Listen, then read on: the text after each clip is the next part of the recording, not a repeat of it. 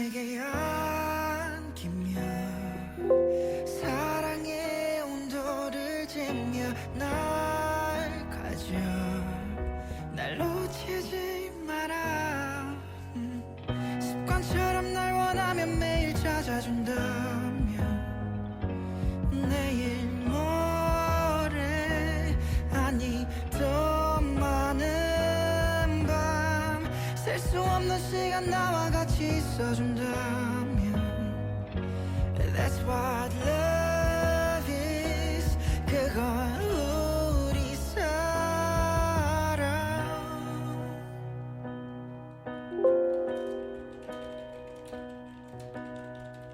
정말 일가기가 참 싫다면 딱 5분만 더 안고 있자면 웅크린 채 나를 노려봐. 그래 난 널 사랑. 네, 반갑습니다. 2022년 12월 28일 장중 방송을 맡은 여러분의 포트폴리오 구축 및 리스크 관리자 100%와 정프로입니다. 자, 오늘 시장 위증시 여파로 인해 가지고 하락세에 나오고 있지만 그렇게 뭔가 또 큰 움직임이 있지는 않습니다. 어떻게 또 흐름 흘러가고 있는지 한번 정프로님 모시고 한번 이야기 나눠보도록 하겠습니다. 자, 안녕하십니까, 정프로입니다. 오늘도 오전 증시 브리핑과 함께 여러분들에게 시장 방향성 제시하면서 흔들리지 않는 매매하실 수 있도록 도와드리겠습니다. 금일 국내 증시는 미국 나스닥 급락 충격과 전일 유입됐던 배당 차익 거래 물량 출회 등으로 인해 약세 압력을 받고 있는 상황입니다.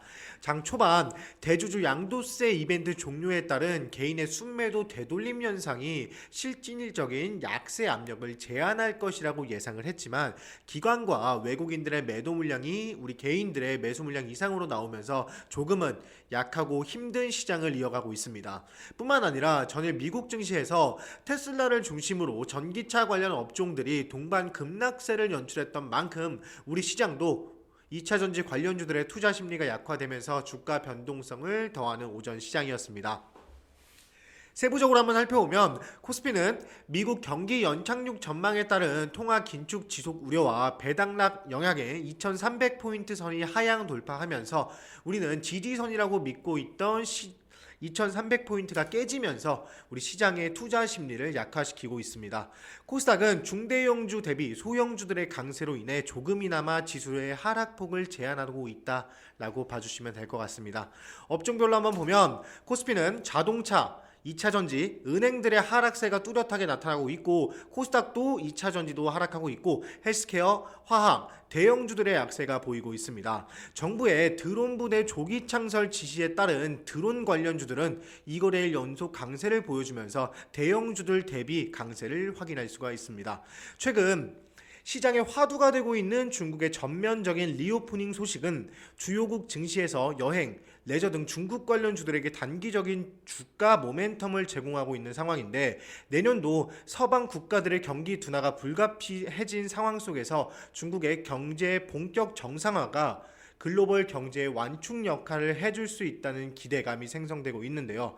중국을 둘러싼 이러한 긍정적인 재료들이 출현하고 있다는 점은 반길만한 일이지만 우리의 이런 기대감들이 현실화되는 과정에서는 반드시 시행착오를 겪을 가능성이 있기 때문에 이 점 염두에 두면서 접근하시는 게 적절해 보입니다.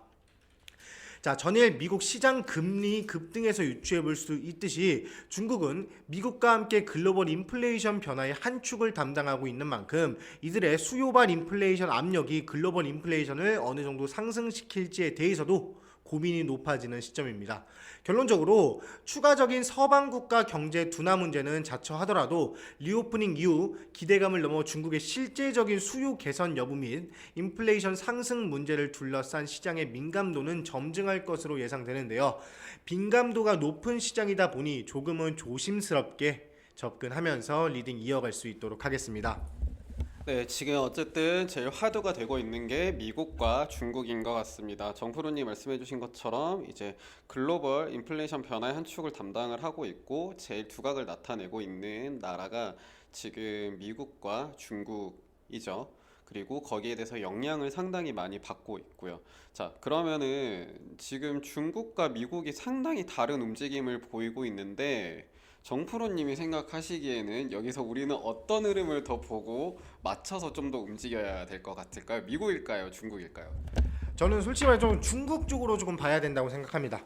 이 중국의 움직임에 따라서 우리나라가 크게 영향을 받고 있고 당연히 미국도 영향을 받고 있긴 하지만 미국에 비해서는 조금 덜 영향을 받고 있는 것 같은데 중국의 시장과 더 많은 동조화를 현재는 보고 있다고 봅니다. 왜냐 중국 쪽에서는 지금 한창 저희 쪽이랑 관계를 안 하고 있다가 리오프닝과 관련해서 다시 한번 떠오르고 있고 우리나라가 중국에 대한 수출이 비중이 높다 보니까 이 중국의 동조화는 반드시 우리가 겪고 앞으로 있을 법이라고 저는 보여지고 생각합니다. 네, 보다 지금은 현재 중국을 더 집중 있게 봐야 된다. 저도 그렇게 다른 의견은 아닌 것 같습니다. 미국은 지금 말 그대로 금리 인상이라는 어쨌든 긴축통화를 가지고 있는 그 나라이기 때문에 전 세계에서 그런 인플레이션으로 해서 움직이고 있는 상황 때문에 우리가 힘든 거지 딱 미국 관련해서 우리가 어렵다라는 건 없습니다. 다만 중국은 중국 관련 리오프닝이나 수혜주도 많이 있고 좋으나 싫으나 바로 옆에 있는 나라이기 때문에 민감도는 더욱더 클 수밖에 없어서 지금은 중국을 조금 더 우리는 더 체크를 해야 되고 중국에 맞춰서 걸어가야 된다라고 생각을 해주시면 좋을 것 같습니다. 자, 그러면은 또 이제 오전에 어떤 특징 뉴스가 있었는지 한번 같이 이야기 부탁드리겠습니다. 예, 한 가지 특징 테마 준비했습니다. 바로 타이틀 한번 보시면 원전 늘리고 신재생은 천천히 새 정부 전력 수급 기본 계획 국회에서 멈춤이라는 타이틀을 보실 수가 있는데 자 원전을 늘리고 신재생 에너지는 천천히 확대하겠다는 새 정부의 전력 수급 기본 계획 전기본이 수립이 올해를 넘길 가능성이 조금 커졌다고 이야기가 나오고 있습니다. 올해부터 15년 장기 계획으로 이루어져야 함에도 내년으로 넘어가면서 계획 이행에 차질이 생길 전망인데요. 자 정부는 서면으로라도 보고를 진행해 올해 안에 계획안을 확정하겠다는 입장이지만 국회에선 보고를 위한 일정이 합의되진 않은 상태라고 이렇게 갈등이 계속되고 있습니다. 자, 이번 10차 전기본의 핵심은 2030년까지 원전 발전량 비중을 30%로 확대하고 신재생 에너지는 속도를 늦춘다는 점이 핵심인데요. 지난해 기존 27%였던 원전 발전량을 2030년까지 32.4%, 신재생 에너지는 7%에서 21.6%로 늘리는 계획인데요. 아울러서 산업부 관계자는 정 안 되면 서면 보고라도 하려고 한다. 이번 주 중에 마무리를 짓도록 서면 보고를 하고 올해는 물리적으로 안 넘기려고 한다고 밝히면서 우리 정부의 방향성 얼마나 이 수립을 하고 싶은지를 확인할 수가 있습니다. 그럼 이 같은 소식 속 우리는 공부해야 할 종목들 체크해 봐야겠죠. 자, 원전 관련주들 에너토크, BHI, DTNC 등 원자력 발전 관련한 주식들 내년에도 계속해서 상승을 이어갈 수 있다라고 공부하시면서 관심 종목에 넣어두시면 되겠습니다. 네, 자, 원전은 어느 정부가 들어서더라도 이제 제일 최대의 이슈이고 최대의 민감 계획 중에 하나입니다. 그래서 원전 관련된 이제 정책을 매년 이제 어떤 새로운 대통령이 들어서더라도 다 발표를 하고 있죠. 특히 원전은 이제 국내에서 제일 좀 중요한 부분 중에 하나이다 보니까 이런 부분은 잘 체크를 하고 계속해서 포인트를 하나씩 잡아주시면 좋을 것 같습니다. 자, 보유 종목들 흐름 오늘 뭐 크게 나쁘지 않고 뭐 마이너스 대비해서 지수가 빠지는 거 대비해서 나쁜 건 없는 것 같습니다. 하이브 내일까지 정리를 할 건데 오늘 이제 저점 16,500원 마이너스 2.3%대까지 떨어졌다가 지금 다시 보합권까지 올라왔습니다. 제 생각에는 여기서 뭐 매도 가격은 크게 차이가 나지는 않을 것 같아요. 그냥 여유 있게 내일까지 보고 그냥 아무 때나 휙 던지도록 하겠습니다. 올해 장사는 하이브로 마무리를 지으면 될 것 같아요.